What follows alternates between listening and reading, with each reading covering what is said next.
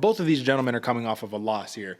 And I think it's important to note that the way that they lost came very interestingly to their respective opponents. Now let's talk about Jared Cannonier. You lose against Israel Adesanya. A lot of it was ring generalship. It was a lack of pace. It was a lack of pushing the fight. And who got the majority of the blame? AJ, it was Adesanya.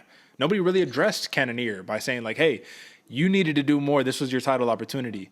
But if you had to rate them versus Sean Strickland's loss to Alex Paeta, now the current middleweight champion, his was simply just like a lack of game plan. It was like, I'm going to go toe-to-toe with the world's best kickboxer right now, and just got flatlined. So if you had to like rate it, I guess you could say, or put one above the other, who had more of a quote-unquote piss-poor performance in terms of game plan, in terms of what they could have brought to the table?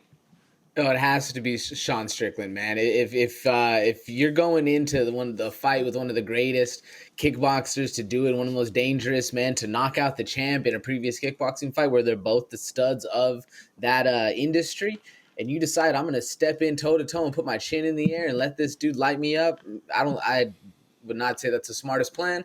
If you're going to go in and try to be tactful against Izzy as well, another tactician, I agree. Also probably not the smartest plan there too, but one sounds a lot less dangerous and one sounds a lot more like I have at least a fighting odd, Derek. I don't know, man. Pereira looks like an absolute world beater, and that dude's left hook is just something else. So I'd have to rank the Strickland. Strickland is less of a game plan. That was a lot more of an ego-driven fight, if anything. Yeah, and I mean, honestly, I had to suffer from that one. I think you picked for Pereira, didn't you, in that fight, right? I don't remember. To be I just honest. remember picking for Strickland, thinking he's going to take him down, more well-rounded grappler, more well-rounded fighter. And he said, and he even said in interviews, he was like, if I fought him again, I'd fight him the same exact way. And I was just like, all right, well, that changes things. And that's what I bring that up for a reason. I bring that up because entering this fight against Jared Cannonier, you would often think when people are talking in the press and they're having pre-fight pressers and the things they're saying is going to be mental warfare. I'm going to say something to get you to think I'm going to do a certain thing, and then I'm probably going to do the opposite. Well, he says, I have no game plan against Jared Cannonier. I'm just going to flow and I'm going to kind of see where the fight takes place. And that's not like a bad idea. But my thing is, are we going to see another repeat performance here that we did against, Pereira, right? Are we going to see you stand in front of the killer gorilla whose number one path to victory is for you to stand in front of him so he can knock your block off?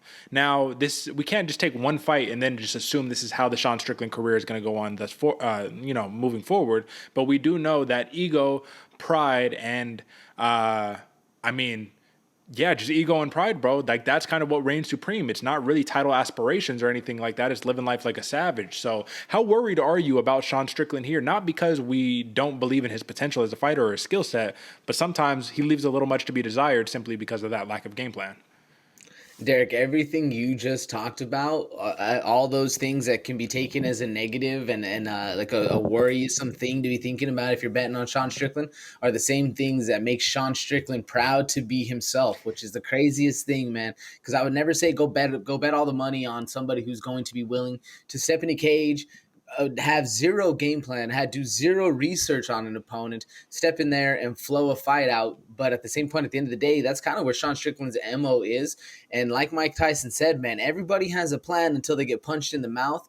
And at least with Sean Strickland, he's taken out step one of having that fear of having to abandon the plan. He's going in there, no plan. He's straight up just going in there, going to see how it feels, going to feel this guy out. And like he said in his pre-fight presser, that this dude fights monsters every day. He's not scared to fight somebody. So the fight's not what he needs to worry about. He needs to go in there and manage the mental warfare and battle that ego. Now that right there, that seems like a little bit harder of a task for Sean Strickland than, stepping in there and standing in front of the killer gorilla, because I feel like that's going to happen regardless. But if this dude can take a shot and it be his night, then he's going to find some success there.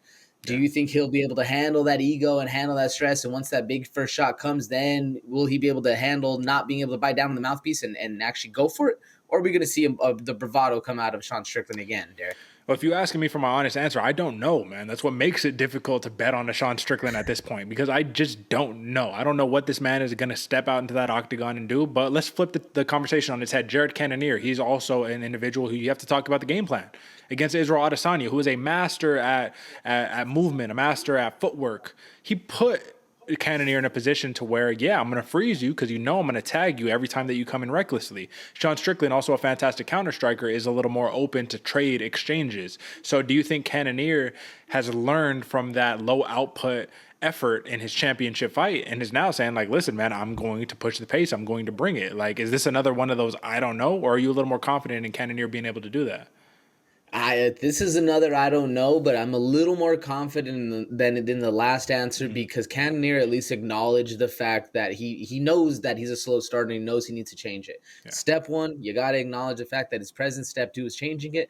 That right there is very, very hard because if you're a slow output fighter, Mm-hmm. a lot of the reason behind it is you don't want to get tired in the cage. You don't want to be exhausted. You don't want to be sitting there where you can't defend yourself and you got this dude Sean Strickland who's for all intensive purposes, a racist, homophobic piece of shit that throwing jabs in your face and beating you up. Whether Sean Strickland is that or it's a character he portrays, and you getting beat up by that in the cage is never a good look. So I don't think he's gonna. I think he'll still take rounds 1 and round 2 a little slower than we're thinking. I'm to his detriment because Sean Strickland is such a fast starter, and he's gonna be in your head, and he's gonna be talking that shit. So it's gonna be. I'm curious. I don't know, Derek. I don't know, man. Yeah, I don't know either, but I will say if we're talking about X's and O's on this one, Sean Strickland is down to stand into the middle of the cage, put his hands up to his chin, and then just kind of go blow for blow, jab you up a million times. We know Jared Cannonier is going to be taking a good advantage of that calf kick opened up. He's going to take very much advantage of you're going to stand in the pocket. I'm going to be delivering the big right hand, you know what I mean? Trying to back you up, trying to really inflict some fear into you, at least make you give Cannonier a little bit of respect.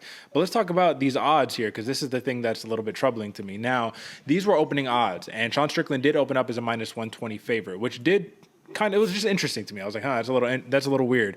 What struck me that was more interesting was some of these props, man. So plus 150 decision prop for Sean Strickland, plus 350 for Jared Cannonier. And if we're looking at current updated money line odds right now, this is a pick 'em fight, man. This is 110 a pop. But why exactly? My question is, why exactly would the judges, or not the judges, would the odds makers be so confident in a Sean Strickland decision victory if he doesn't decide to grapple against a power striker like this? Because Sean Strickland has fought killer after killer. Like that's not something that we can necessarily argue. But are Uriah Hall, Christoph Jocko, Brendan Allen, Jack Hermanson, are any of those guys Jared Cannonier? Do they possess the same power that Jared Cannonier has? Do they possess the same pop in their shot? No, not close. Excuse me, I'm over here stumbling over my words. Not nearly, very close, but not so much, man. Jerry Cannonier has a different kind of power against him, or with him, excuse me. And this is an interesting one, and I think why the judges or why the odds makers right there are focusing the odds the way they are, is because they're kind of forgetting who Jared Cannonier is. He's kind of falling victim to his own hubris. The fact that he's not this brash emotional talker, this dude that's gonna sell the fight, get everybody wired up, be the other guy to who Sean Strickland is. I think that kind of is getting to the as well as the slow output. That mix of the slow output and the less flash and all that stuff. The odds makers are thinking Jared Cannonier is not a potential or a safe bet. At least he's very, very close, but not necessarily the way they're leaning, And I do think with the press conference, with everything else going into it, it really has pushed Sean Strickland over the line on this one and brought it back, man. I don't know. This guy, it's such a weird thing, too, because I feel like Sean Strickland is so close to being on the way to be a heel where you want to pay to see him lose. Some people want to pay to see him win. But he's just so brash that it makes it very, very hard to really see him going into it. But even then, a lot of people put the Killer Gorilla as the underdog. So it's really, would you rather be the guy who people want to love to hate or the guy that doesn't get remembered? It's a tough one for this one. I'd rather be the guy that gets paid. And however you make that happen, I think Sean Strickland's doing a good job of that right now. So let's give the picks, brother. I am going to be rocking with the Killer Gorilla, Jared Cannonier. This is a very close fight. This is a winnable fight on each fighter's part.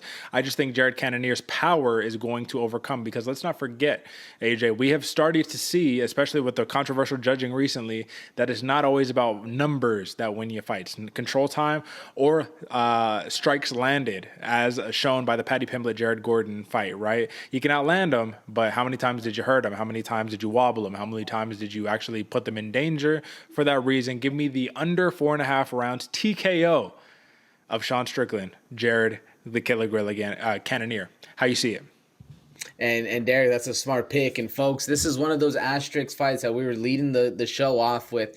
Originally, if I'm putting some money down on this fight, I'm going Cannonier and I'm taking that TKO bet. It's a smart bet, but since we're putting gold on the line and we're going with this one, man, I'm actually taking the favorite on this one. I'm taking Sean Strickland. I'm taking that fast jab down the pipe, and I'm going. Yeah, let's go decision. Let's go decision, Sean Strickland. Decision, Sean Strickland. I mean, it's not out the realm of possibility. You look at the last 3 fights prior to the Pereira fight, he won them all by decision. Hermanson, Uriah Hall, and Christoph Jocko, which are difficult people to win decisions over. So shout out to that. All right, man.